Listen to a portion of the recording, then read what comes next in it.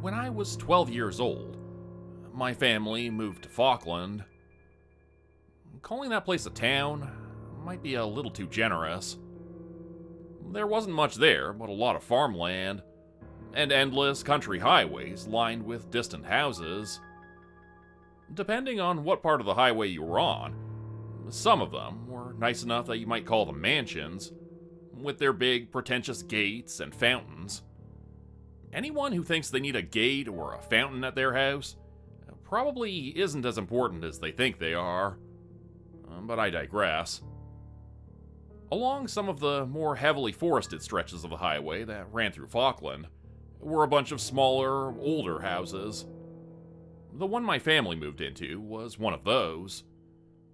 It wasn't run down or anything, just older. A century home, the realtor had called it. It needed some updates, and my family was willing to put the money into it.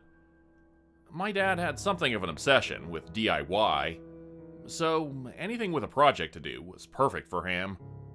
Personally, I would have passed on the place. Its problems were a little too much for me. I still don't know what he thought he saw in it. I didn't like the place. It wasn't just that we were leaving home. I remember thinking from day one that the layout of the place was just odd. I guess they built houses differently 100 years ago. I'd noticed some of the same peculiarities in a few of the other houses we'd looked at, but the one we bought was easily the strangest. The upstairs consisted of a landing big enough for one person to stand in, with 3 bedrooms and 1 bathroom coming off of it. Both my bedroom and the bathroom had small doors in them that led into the attic, and every time I opened it, I could have sworn I felt the insulation burning my eyes. I could have lived with that, though. The bedrooms were incredibly spacious, and with a fresh coat of paint, it would have been just fine. The basement was the weirdest part, though. It was only accessible through a trap door in the kitchen, and it wasn't tall enough for anyone of average height to stand up straight in. But, despite the height, it inexplicably had a fucking toilet on a raised platform facing the ladder down. All these years later, and I still haven't figured out why the hell they put a toilet there. But I digress. Aside from the toilet, the only other things in the basement were the furnace, the water heater, a couple of sink faucets that didn't have a basin beneath them, and another trap door that had been painted over. My dad had tried to open it after we moved in. He'd said he figured it was either a crawl space that led beneath the house or additional storage. Whatever it was, he'd never actually had any luck. It was sealed tight, and eventually he gave up on it. It wasn't worth ripping apart the basement for. Not yet, anyway. I remember that the first night we stayed in that house, I couldn't sleep. The movers had brought my bed up to my room, and my dad had helped me put it back together. But it didn't really feel like it was my bed. I remember looking at the shapes of the still-packed boxes of my things in the moonlight coming through the window, and feeling out of place, I suppose. Like I was trespassing somewhere. Maybe that's normal when you uproot your life for the first time. But it was bad enough that, even as tired as I was, I couldn't manage to sleep.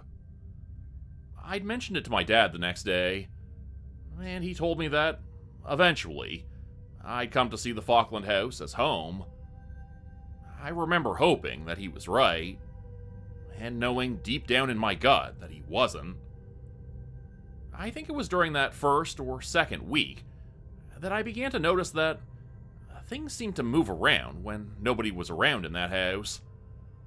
We'd go out for the evening for some reason, and when we'd come back, I'd notice that the clothes in my closet had been moved around. Not rearranged or anything, just moved, as if someone had gone through them.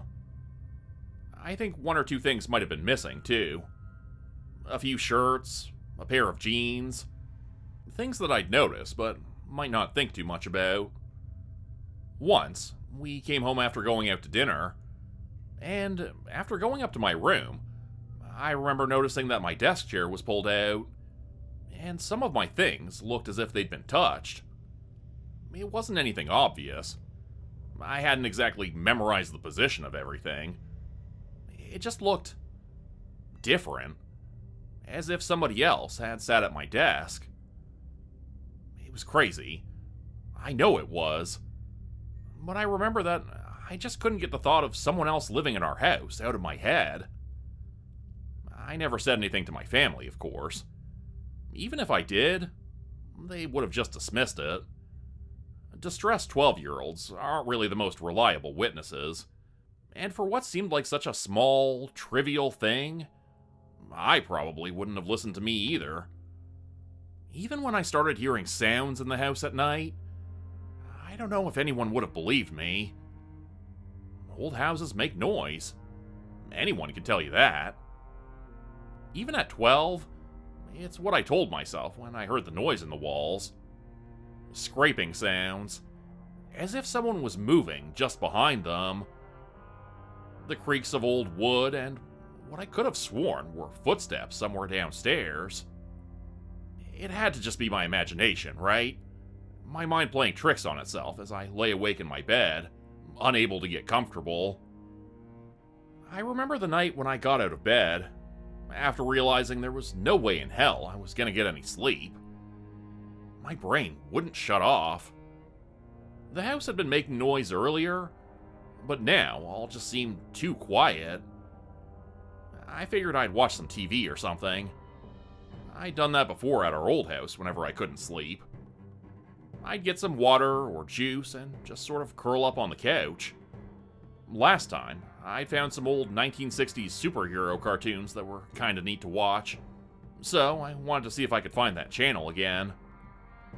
I crept down the stairs into the kitchen, and as I did, I heard noises deeper in the house. The scrape of movement inside the walls. That might have just been mice, although I could have sworn that it sounded like something a lot bigger.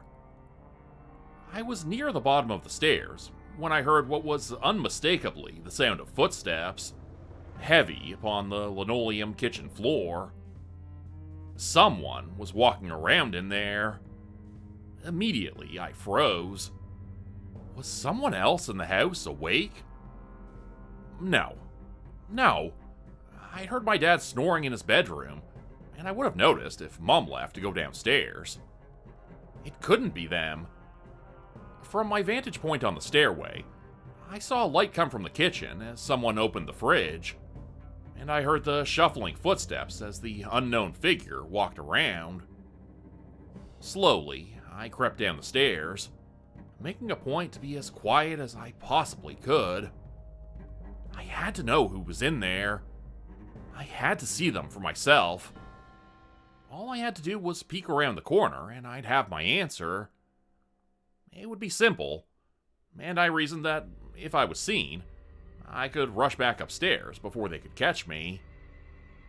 I reached the bottom step and peeked out into the kitchen. In the dim light from the fridge, I saw my dad standing there. Almost immediately, I felt a feeling of relief washing over me. Of course it was just my dad. Looking back at it, it seemed stupid to think that anybody else was in the house. He pushed things in the fridge aside as if he were looking for something. Then, he took out a package of half-empty, raw bacon.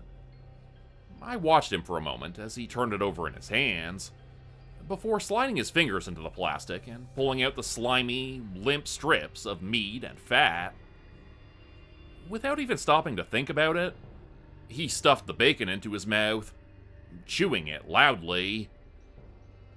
I watched him in quiet disbelief. Was he seriously eating raw bacon out of the package? That was disgusting. The sounds he made turned my stomach a little bit, too. Wet smacking and chewing noises that I'd never heard anyone else make while they ate before. He greedily reached back into the package and crammed another handful of raw bacon into his mouth, still loudly chewing as he stared into the fridge for more. He didn't seem to see anything. Instead, he just clutched the package and closed the fridge door before wandering over to the other side of the kitchen in the dark. That was when I noticed that the trapdoor leading into the basement was open. I watched as my dad shambled toward it. He crammed the last of the bacon into his mouth before he began to descend, still holding the empty package. A hand reached up to pull the trapdoor closed behind him, but I could still hear the shuffling footsteps beneath me. I could hear my dad walking deeper into the basement, and I heard the sound of something else being closed with a heavy thud. My heart was racing as I retreated back up the stairs, and as I did, I could hear my parents snoring in their bedroom. No, not my parents. My dad. He was the only one who snored. Mom was quiet when she slept, but Dad's snoring had always been loud. You could always tell when he was asleep because it sounded like someone was mowing their lawn.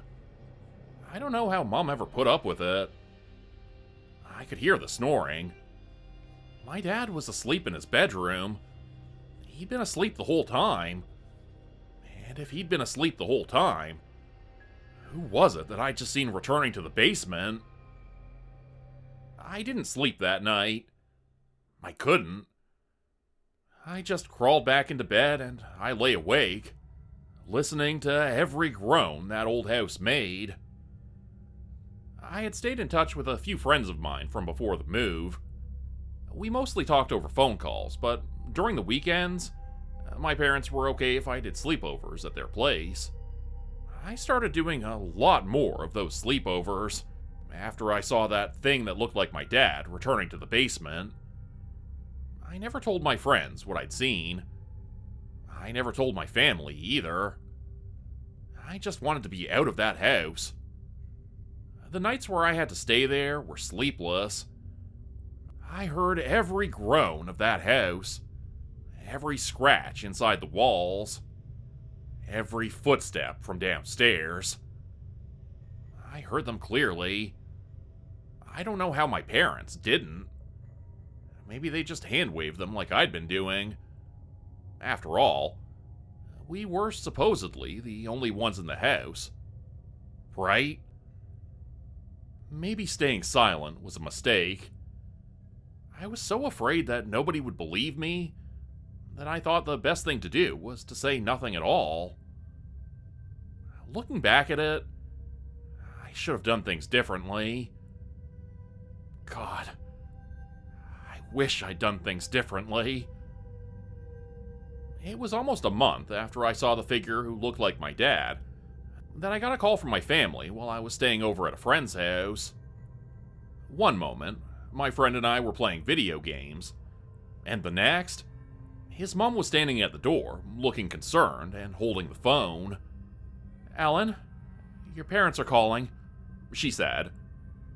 There was obvious worry in her voice, and it struck a nerve in me. I remember taking the phone from her and pressing it to my ear. "Hello?" "Hello, Alan," a voice replied. It was a voice I recognized. It sounded like my mother's voice. It sounded like it.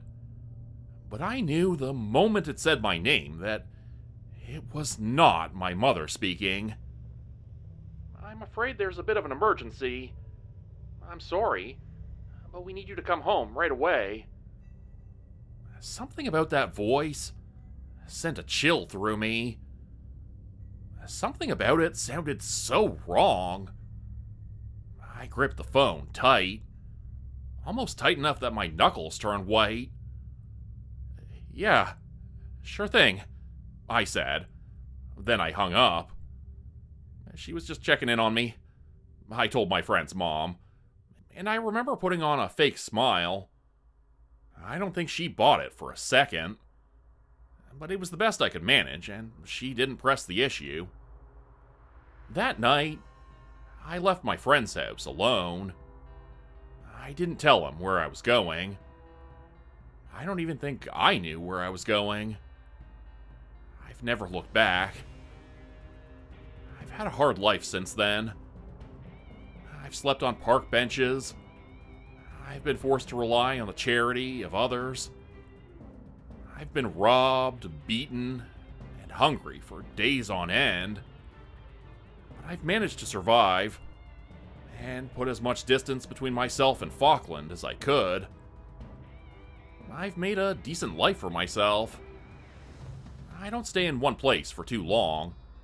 I hop between under-the-table jobs every few months. But despite that, I've saved up enough money to take care of myself. I even managed to buy a cheap car that gets me from place to place. It's not a glamorous existence, but I make do. I looked myself up a few years ago. According to Facebook, Alan Shaw is a college graduate. He works a tech job in Burlington, Ontario. He's got a dog and a girlfriend. And he looks just like me, more or less. Or looks like what I might have looked like if I'd had his life. But I know the truth about him. I know what he isn't. I've looked at the faces of his mother and father. Faces that look like my own family in the ways that matter. But I can still see the difference. It's in the eyes, mostly. Once or twice, I fantasized about buying a gun, hunting them down and destroying them, but I could never bring myself to do it.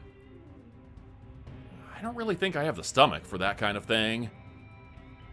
Assuming I even could kill them, it wouldn't change anything. It wouldn't give me much closure. I'd just either kill some things that look like me and the people I used to love, or die in the process. Although, after reading something in the news the other day, I might just change my mind. You see, a house in Falkland burned down a couple months ago. They say it was an electrical fire. Nobody was killed. But they found human remains in the basement. Around 15 corpses. 15. That blows my fucking mind. But you want to know what the real kicker is? You want to know the weird part? They tried to ID those corpses. And when they did, they found that most of them belonged to people who were apparently still alive. It got chalked up to a mistake. Contaminated equipment or something. I don't see that much about it on the news. But it got my attention. 15 corpses. 15 replacements. Maybe more. I don't know how long it's been going on. Maybe it's better that I don't ever know. But something tells me that what happened at the Falkland house isn't really the end of it. It's not just me this thing has affected. Maybe I'm just the only one who knows about it. But it's happened to others before. And something tells me that it's gonna happen again. I don't know what's worse anymore. Hunting down and killing the things that look like me and my family. Or leaving them be. Letting them keep doing what they've been doing.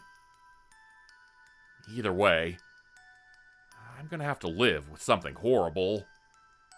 That's just the fact of the matter. But maybe it won't be so bad. If the thing I'll have to live with is worth it. Maybe.